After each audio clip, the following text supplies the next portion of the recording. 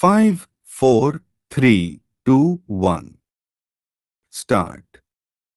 Mr. Chairman, Sir, I am grateful to you for giving me an opportunity to participate in the discussion in the report of the University Grants Commission for the year 1998 to 1999.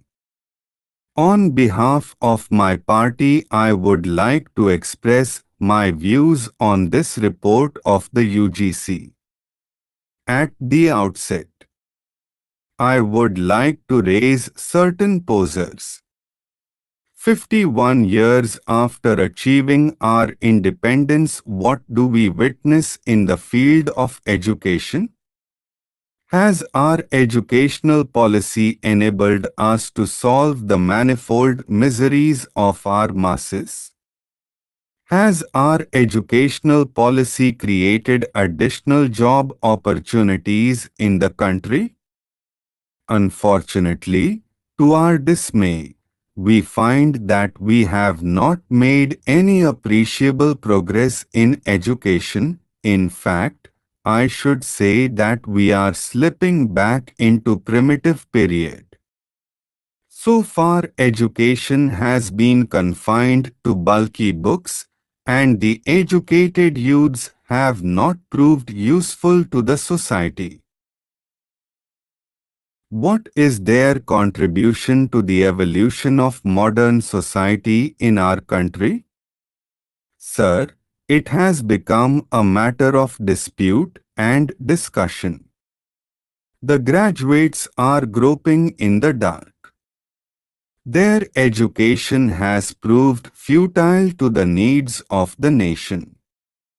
They have not been able to contribute substantially to the social, cultural and economic growth of our country. The utility of higher education in India lies in its utter futility. I would like to emphasize that education should be a potent instrument for bringing out the latent talents of the young buds of humanity for the very survival of human society. In this background, we should have a look at the 1997 to 1998 report of the University Grants Commission. Even a superficial scrutiny shows that there has been inequitable distribution of grants among the universities in our country.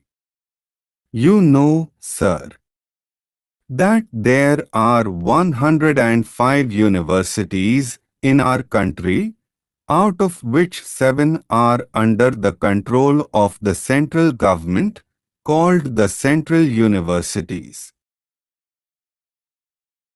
Out of the total amount of 500 crores rupees available at the disposal of the UGC, 5 central universities were given a sum of 19.20 crores rupees in this year. The remaining 100 universities were to remain content with the balance of 30.80 crores rupees. I would like to know why such a stepmotherly approach should have been adopted here.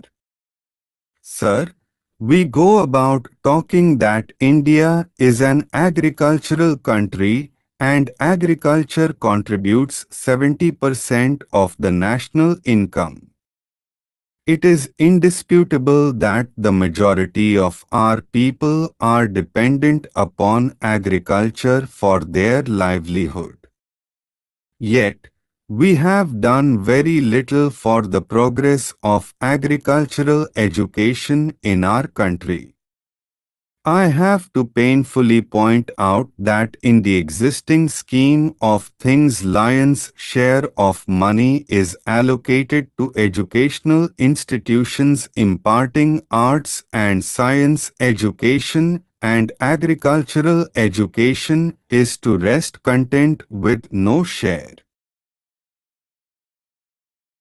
I have to say that, in all the 5-year plans that have gone by, agricultural education received very scant attention in the hands of our government.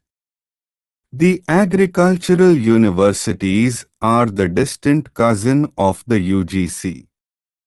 I am constrained to quote from page 1505% of the UGC report for 1997 to 1998, which shows that the Agricultural University in Tamil Nadu got so a sum of 20,000 rupees as plan allocation. I hope that at least in the coming years the present government would give the prime of place for agricultural education and allocate adequate funds for agricultural universities, enabling them to produce agricultural graduates and scientists who can take agriculture to the commanding heights of our economy. I have to regretfully point out that paltry sums were spent during this year for library books and scientific equipment for laboratories. You cannot contradict me if I say that educational standards would be only below par in colleges which do not have good libraries and laboratories. In 1997 to 1998, a sum of 2.45 crores rupees was allocated for library books and 4 crores rupees for scientific equipment. As library and laboratory are the essential ingredient of higher education, the UGC should not be stingy in allocating funds for this purpose. I would like to recall that the father of the nation, Mahatma Gandhi, and our late revered leader used to emphasize repeatedly the necessity of teaching the young and the youth of the country in mother tongue. Even after 5 decades of our independence, we do not have textbooks for higher education in mother tongues. Consequently, the standard of education has gone down steeply. It is of paramount importance that textbooks for higher education must be brought out in mother tongues.